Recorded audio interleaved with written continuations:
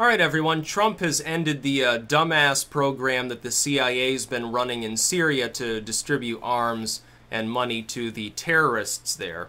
Obama thought it was a great idea. He's like, oh, these are freedom fighters because they're more moderate than ISIS. Yeah, they'll behead a homosexual, but then they don't cut the heart out and start chewing on it. They want to have slave women and stuff, but they don't do the orgy thing. That's his idea of a moderate rebel in Syria. I am extremely glad that Trump has backed off this. This is step one to improving the situation. And what do the eggheads on the lamestream media say? What do all his political foes say? He's bent over backwards for Russia. He's letting Russia win in Syria. Now, here's the point. Doesn't matter what Russia does in Syria. We can't win in Syria. Backing the same rebels that we've been backing will lead to disaster. Look, the situation is eerily similar to something else. Wonder what that is. Oh, that's right. The Mujahideen in Afghanistan. Now, what came of that a decade later? 9/11. Yeah, you want another one of the, well, 2 decades. You want another 9/11? That's how you get one. That's how you get one, by arming some terrorist sect. Okay, let's say they take over. The enemy's gone because Assad's no longer there. Who are they going to fight now? They get all the weapons and all that money, and they're running drugs at that point, and there's widespread poverty and lots of manpower. Who are they going to attack next? The people who they have ire towards because they destroyed their country, which is the United States. And the Saudis will come along if that happens. Say, oh, to these Sunni, largely rebels, who are trying to overthrow an Alawite government.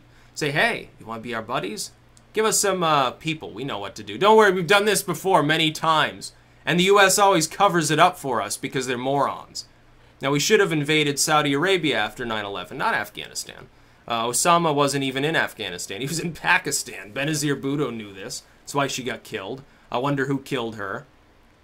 And that's what happened. Here's the thing. Arming and funding terrorists is not a great idea. We've tried this before. Every time we do this, it doesn't work. Now, I'm not sure. They say don't chalk up to corruption that which can be explained adequately by stupidity. Okay. I'm just going to assume that most people in our government are total morons. Not corrupt, they're just morons. As far as the CIA, they just want to run drugs and weapons and stuff and make lots of money. They're basically the world's major coke dealers at this point. They're basically the U.S. government's centralized drug cartel. So when the CIA gets involved in another country, do you honestly think they're being sent there to liberate people? That they care who's actually getting the weapons? Most of those weapons fall into the hands of ISIS. Now you watch what'll happen. If the situation doesn't quickly improve there and Trump doesn't very quickly try to put the genie back into the bottle. 10, 15, 20 years from now, there will be another 9/11 style attack.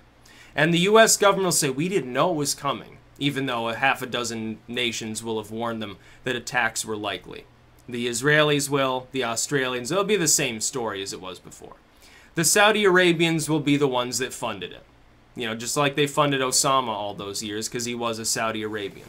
We will instead blame some other nation with oil or with opium or rare earth minerals, something else under the sun, and we'll invade them. And your sons and daughters, you know, by then you'll have like kids that are, you know, maybe 18 or something. They'll go off and die for Uncle Sam. Really, that means they'll go off and die for some corrupt politicians, corrupt bureaucrats, and some corporations. That's what'll happen. And we'll never accomplish anything. And then we'll sow the seeds. Some other proxy conflict on the side will sow the seeds of the next big terrorist attack. We keep making this stupid mistake over and over again.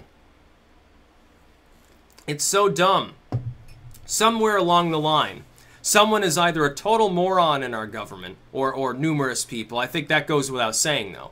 Or there's a huge nest of corruption there.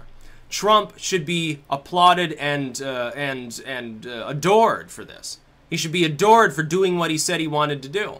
A lot of people thought he wasn't going to do it. I started to think, well, maybe he's just going to relapse into neocon mode. He might scale it back, but he did, like 2 months ago, he scaled back giving them stuff. And I was like, okay, that's a half-assed thing.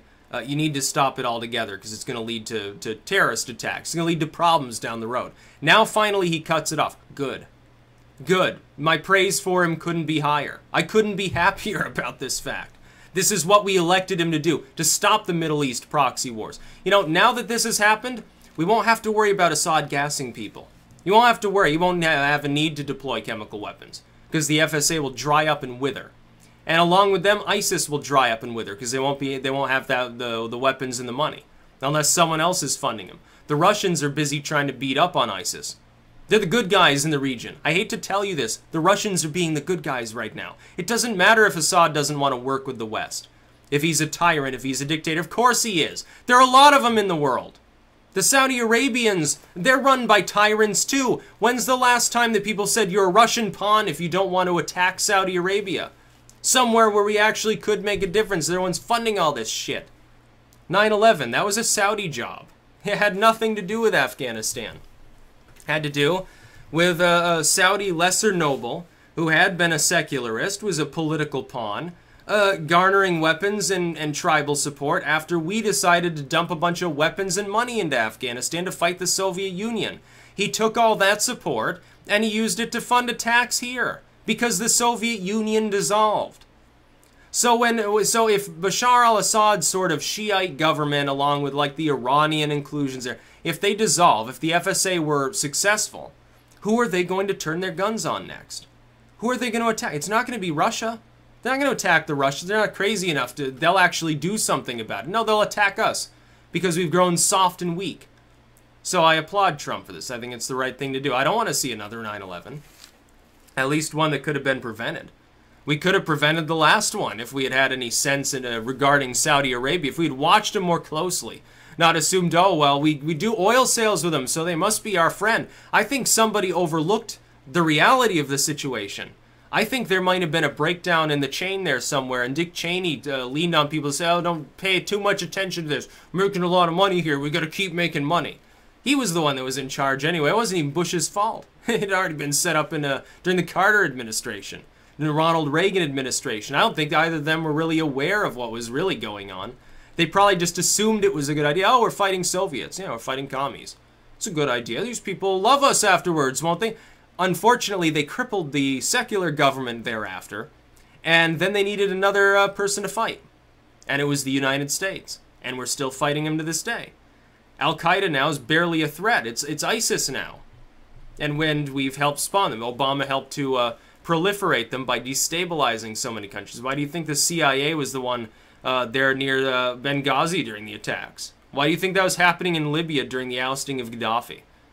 Yeah, that was totally organic. It was just a spontaneous uprising over a YouTube video.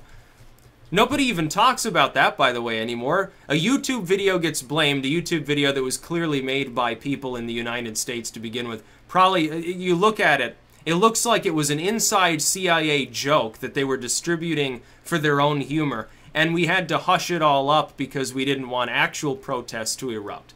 That looks like what actually happened.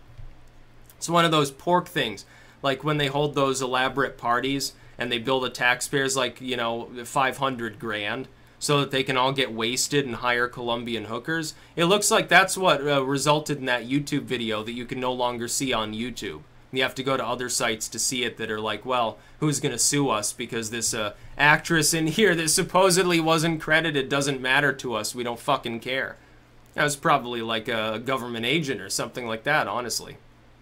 Yeah. There's so much fishy shit going on in the Middle East. You expect me to take the government's claims seriously? When John McCain says, oh, these FSA, they're freedom fighters, they're wonderful people. He gets diagnosed with brain cancer on the same day that Trump decides to withdraw funding from his terrorist buddies over there. I think maybe he doesn't even have a brain problem. Maybe he's just so despondent over seeing his terrorist friends get beat up on by a bunch of Russians that he said, I'm going into hiding I'm going to pretend to have brain cancer, and I'm just going to sit here in my bed for a few weeks and recover mentally from thinking about these wonderful men that gun down civilians getting themselves killed. I think that might be what happened. That's about all. Peace out.